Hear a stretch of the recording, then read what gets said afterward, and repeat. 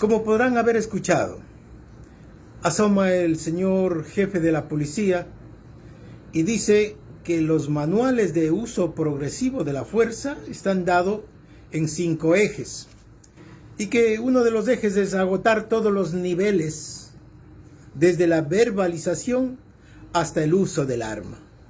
Bueno, eso está no en los manuales que elabora la policía o las Fuerzas Armadas, pues. Eso está dado dentro de manuales de carácter internacional. Dice que el policía debe evaluar los niveles de riesgo. Pero es lógico, pues. El policía verá si el agresor está con una piedra, está con un palo o está con un arma. Esa será la medida en la que actúa.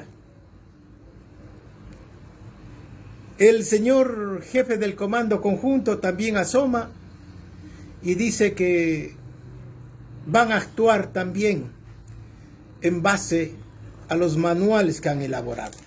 Y estos manuales, veo que el famoso manual de las Fuerzas Armadas, copiado de lo que es un documento dado para la policía y que dice de las circunstancias admisibles para el uso de armas de fuego.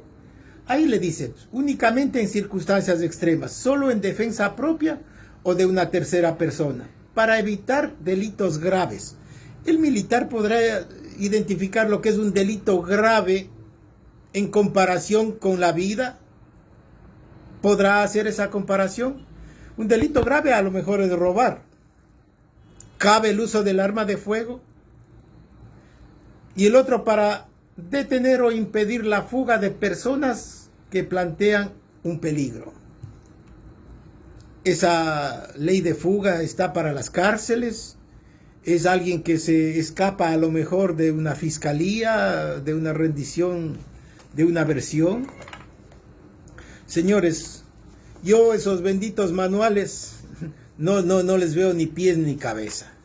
Yo pienso que debe estar clara la Policía Nacional de que la policía, solo la Policía Nacional, actúa bajo los parámetros de un código de conducta que existe, este famoso código de conducta para funcionarios encargados de hacer cumplir la ley.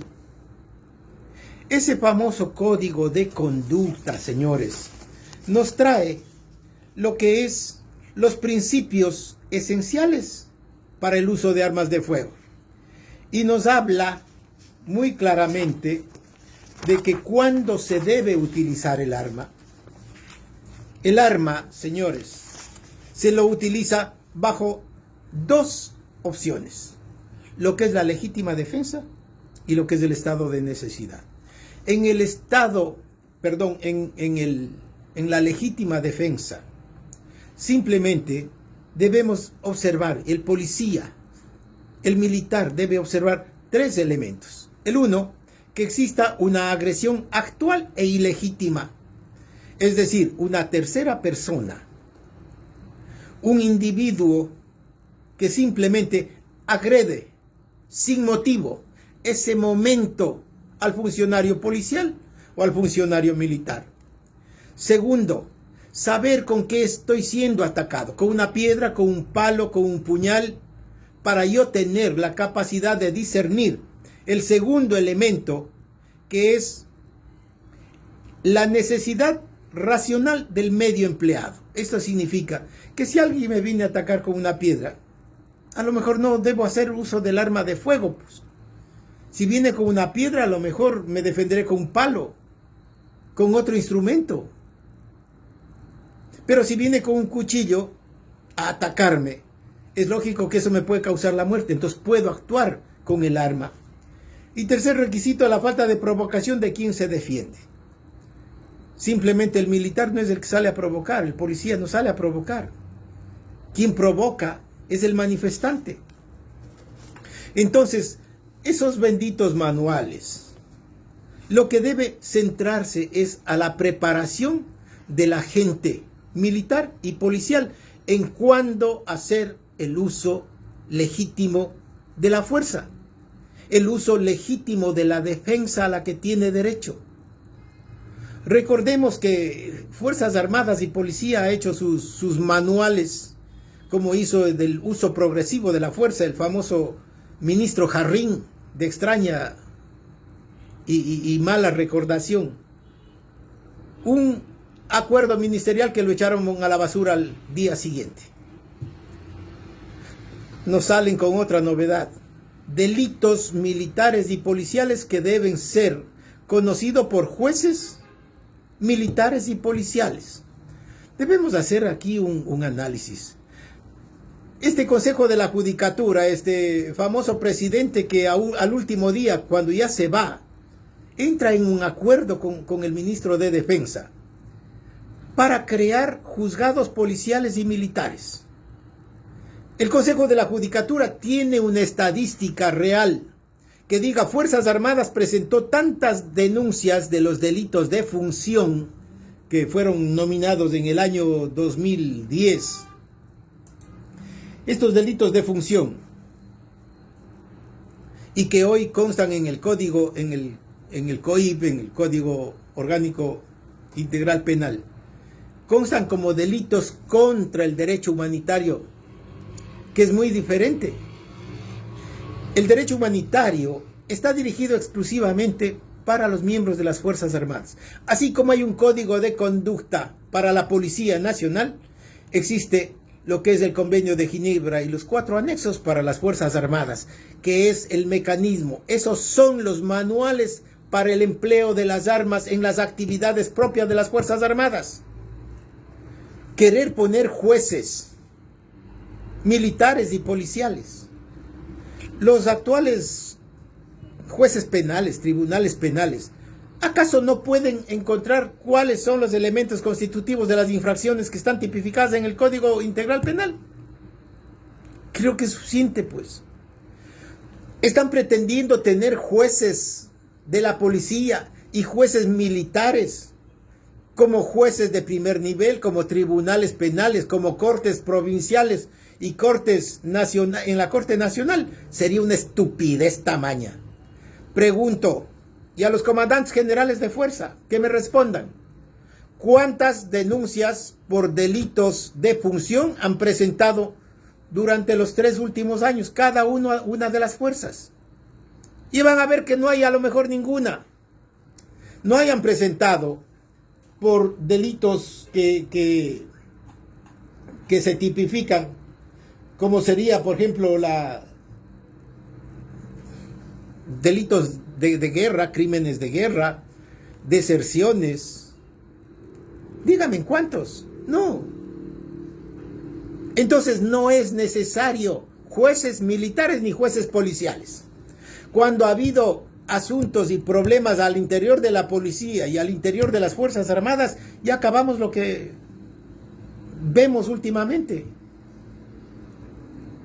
Una supuesta violación, una muerte de una oficial, pero hay un oficial que garantiza la permanencia de los posibles victimarios al interior de las Fuerzas Armadas. Tuve la oportunidad de ser un fiscal de la Fuerza Aérea, de haber conocido procesos penales que se daban hace 10, 15 años atrás y que no tenían dictamen fiscal, seguían en investigación. Eran juicios que en Fuerzas Armadas no prescribían de acuerdo a su propia ley. ¿Qué sucedió? Tomé dichos documentos, dichos procesos, emití dictámenes acusatorios, pero como eran oficiales no había cómo mandarles a la cárcel. ¿Qué era más fácil? Pedirles que presenten la baja. Y presentaban la baja ante el señor comandante general, que se los aceptaba.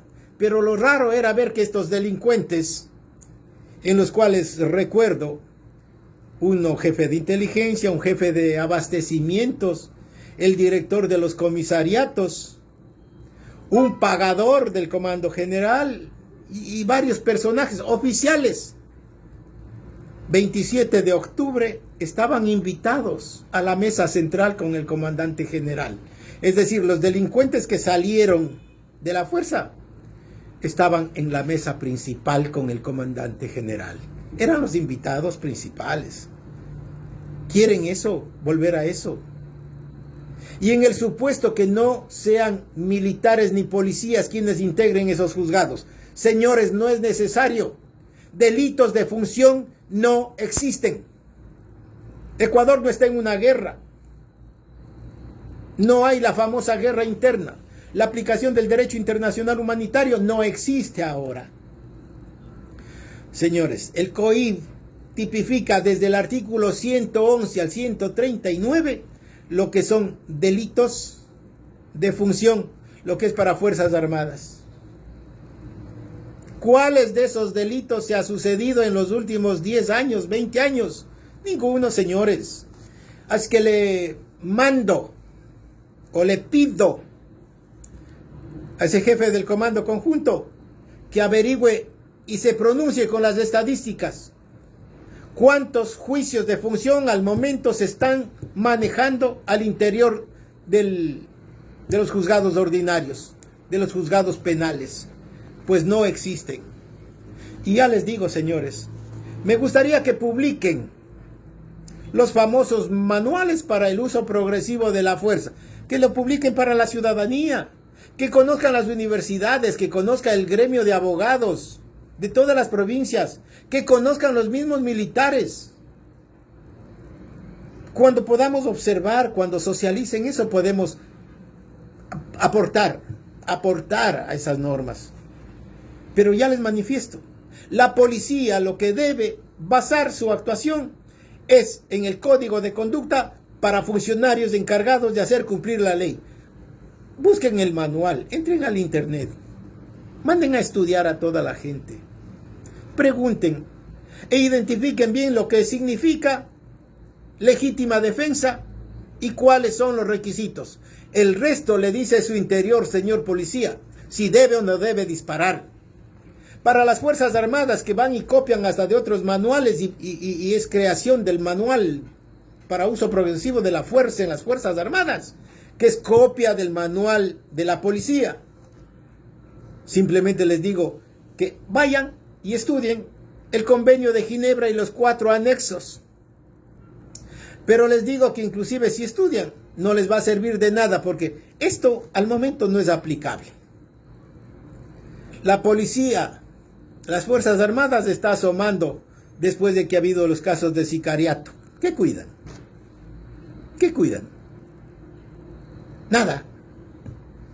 Acá se dan casos de que se sancionan oficiales porque una señorita se subió a una tanqueta. ¿Saben qué hacía la tanqueta? Cuidando a su comandante que estaba de Ironman en las competencias. Pero claro, como se constituye un escándalo público, debe caer el más cojudo, el subteniente. Un subteniente que no estuvo ni al cuidado de esa tanqueta. Pero no se sanciona pues al Ironman comandante. En lugar de estar en la famosa guerra interna, él está de competidor. Qué lindo. Tanquetas y personal militar para cuidar al Ironman. Esa es la vergüenza que estamos pasando. Al señor jefe del comando conjunto, comandantes generales de fuerza, yo pienso de que deben sentarse y someterse a los planes operativos de la Policía Nacional. No andar cada quien por su lado. Veo a Fuerzas Armadas con carpas que parecen cybers, porque todo el mundo está solo chateando. No cumplen ningún papel, ninguna función. Estamos pasando, no sé, alguien se quejaba de que no hacen nada en estas circunstancias. Señor ministro de Defensa, usted que dice que no le temblará la mano, yo pienso que le tiembla hasta la voz. No tiene autoridad en Fuerzas Armadas. Yo creo que usted, la ministra de Gobierno y la ministra de Relaciones Exteriores, tener un poco de decencia y presentar la renuncia, por no decirles que deben largarse. Ya es hora. Este país no les aguanta más. Fuerzas Armadas no les aguanta más, señor ministro de Defensa, comandantes generales. están de más. Debe cambiarse el mando. Gracias.